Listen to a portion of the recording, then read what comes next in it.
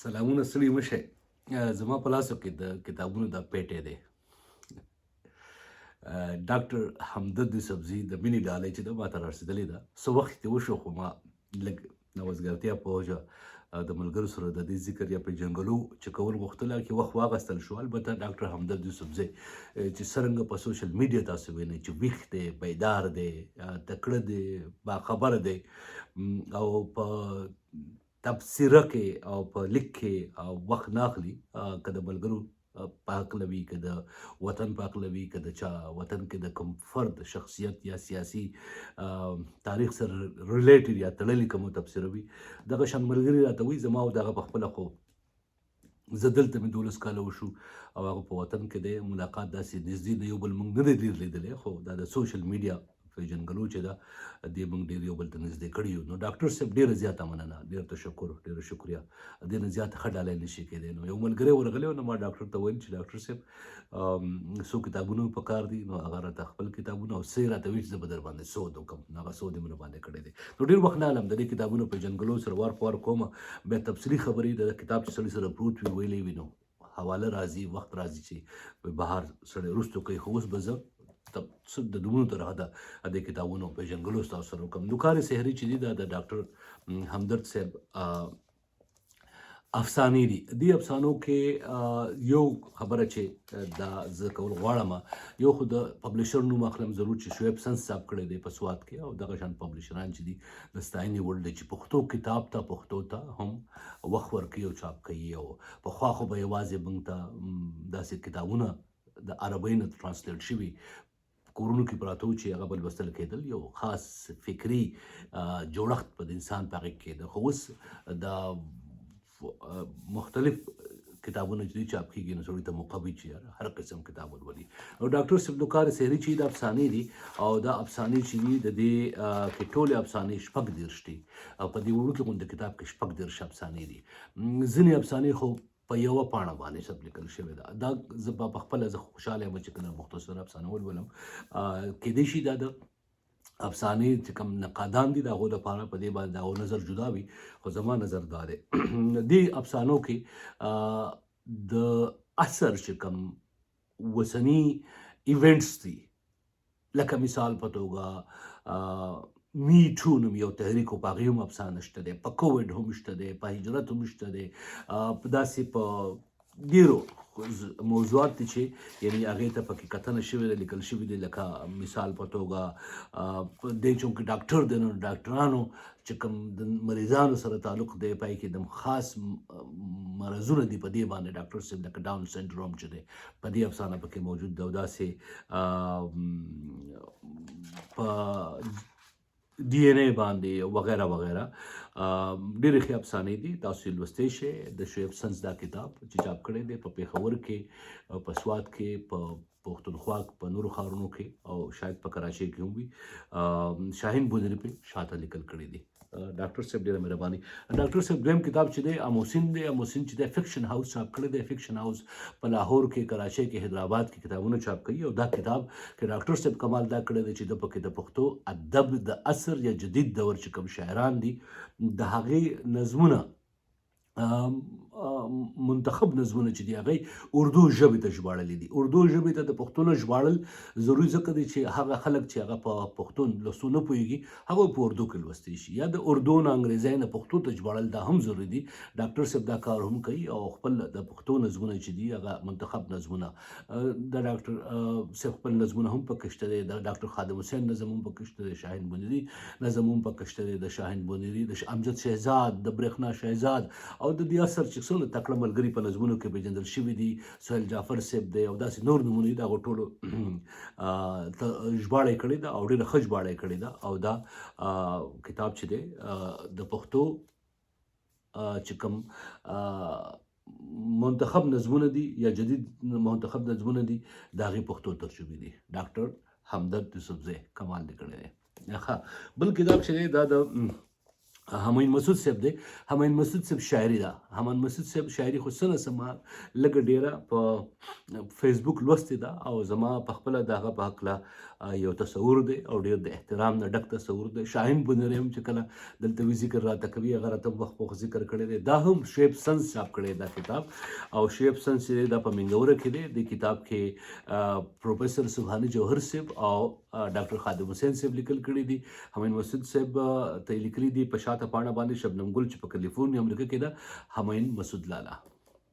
همایون مسعود لالا کې هغه دغه خبره د چا خبره ډېرې ګوتې دي لیکل لوست ژباړې موسیقي تاریخ بلها کمال د کمال نه ډک سړی دی او زما په وش لیسټ کې یو دا هم دی چې ډاکټر صاحب سره زما ناسته وشي او ګپ شپ ورسره ولګي. بهر رشته دا د ډاکټر او بخې د همایون مسعود صاحب افسانې دي. دا افسانې هم شعیب سنز چاپ کړي دي په سوات کې. ضیاءالدین یوسفزۍ صاحب په شاته لیکل کړي دي. زه زر دا خبرې زه کوم چې هلته خلک په MB ګانو کې ویډیوګانې ګوري چې ډېر تفصیل را روانه غوښتل شي. خو ډاکټر د همایون مسعود صاحب افسانې چې ما ته کوم ډاکټر را لېږلي دي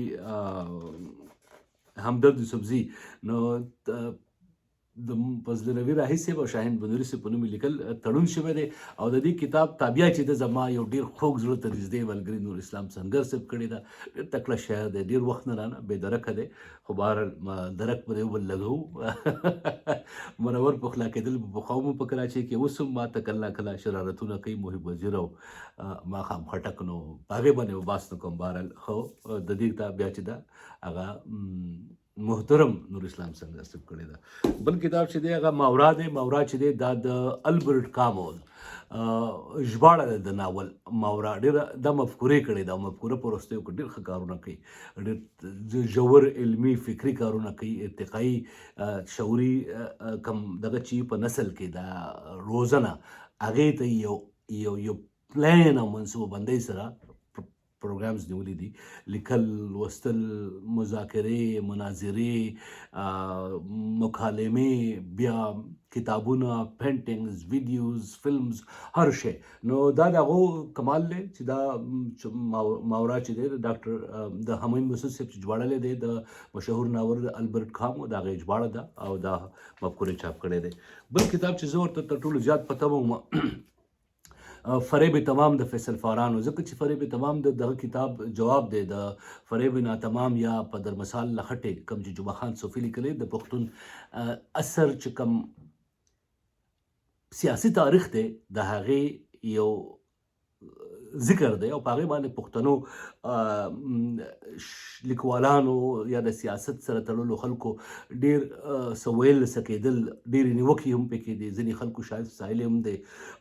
په دغه کتاب کې هغو د خپل پښتون چې کوم قام پرست سیاست دی په ځانګړې کچه د باچا خان او د هغه د ملګرو د ولي خان او د هغه د ملګرو د هغې ذکر کړی دی. ډېر خلک پرې د زړه د تله ډېر ناخوښې وو، خفه وو پرې او په هغې باندې بیا بحثونه کېدل، خو د هغې یو مدلل جواب میسر نه و، یو حوالې سره ریفرنس سره. نو زه دې ته ډېر زیات په تمه وم. که څه هم فیصل فاران سره زما ډېر نږدې ملګرتیا ده د کراچۍ د وخت او زه ډېر یو پېژنو مونږ د هغه د لیک انداز، د هغه د وینا انداز، د کلام انداز نو زه تر ډېر حده واقف یم. او په دې کتاب کې دا چې څنګه راغی نه ما لوستل شروع کړل. خو بهرحال زه به دا کوشش به مې دا وي چې دا او د رمضان لخټې دې په یو ځای ځان له یو څېړنه وشي، یو کتنه وشي. خو بهرحال د مفکورې چې کوم د جمعه خان صوفي د کتاب په جواب کې فریب ناتمام په جواب کې فریب تمام چاپ کړی دی. تاسو په کراچۍ کې، پېښور کې، مردان کې، پښتونخوا کې یا په پښتونخوا په نورو سیمو کې دا لوستی شئ. په اردو ژبه کې دی، اردو ژبه کې هغه لیکلی، اردو ژبه کې ورته جواب لیکلی دی. بل کتاب چې څنګه راغی نو ما زر د هغې چې کوم ټایټلز دي د خاکو دا خاکو کتاب دی هغه لوستل. ما پکې خپل نوم لټاو زما نوم پکې نشته دی او د خاکه زما لیکلی ده اقبال کوثر صاحب، خو زما هغه خاکه په دې کتاب کې نشته دی. ګورو به خو په دې کتاب کې داسې پاڼه نشته دی چې ما پکې خپل ځان نه دی لوستی یا پکې ځان نه دی کتلی. که د ریاست تسلیم خاکه ده، که د طاهر بنيري خاکه ده، که د محب وزیر خاکه ده، که د آفتاب بدر خاکه ده، که د قیصر افریدي خاکه ده، که د طاهر افریدي خاکه ده، کومه خاکې نه به ته ما وباسې.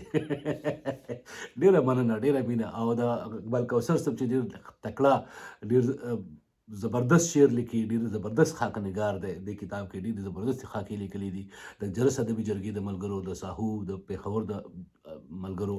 او زه رښتیا درته ووایم چې زه دې خاکو ته ډېر خوشحاله وم او خوشحاله یم. او دې خاکو کې ماته خپل ځان بیا بیا رایاد شو، ومې لیده د کراچۍ په سړکونو باندې، په ریګل چوک کې، په بنارس کې، په شیرشاه کې باچا خان قاصر راته رایاد شو، طاهر افریدی صاحب راته رایاد شو، خپل ملګري ګپونه، علمي بحثونه، مشاعرې، تنقیدي مجلسونه، هر څه راته رایاد شو. بهرحال بحث اوږدېږي، په دې به ځان له کتابونو بحث کوم. خو زه د زړه د تله د ډاکټر همدرد یوسفزي شکریه ادا کوم. تاسو هم پښتو لولئ، پښتو کتاب لولئ، پښتو لوستل ضروري دي، پښتو ویل ضروري دي، لیکل هم ضروري دي. پخوا به خلکو وایي چې هر سړی باید لیکل وکړي، خو د لیک نه زه فکر کوم چې لوست زیات ضروري دی. او لوست چې دی دا هر سیاسی کتاب، فکشن، شاعري، ناول، خاکې، اټوبایوګرافیز، په علم، په مذهب باندې کتاب، په سماجاتو باندې کتاب، په معاشیاتو باندې کتاب، په ریاضیاتو باندې، په هر موضوع چې د کتاب په لاس درځي، ځکه چې لوست ضروري دی. نو زه کوشش کوم چې لولم، تاسو هم لولئ. ډاکټر همدرد صاحب ډېره زیاته مننه. زه رښتیا درته وایم زه ډېر خوشحاله شوم ستا په تحفه باندې. او ارشد علي چې دا کتابونه یې ماته راوړي، د هغه هم ډېره مننه. تاسو خپل خیال ساتئ. په مخه مو ښه.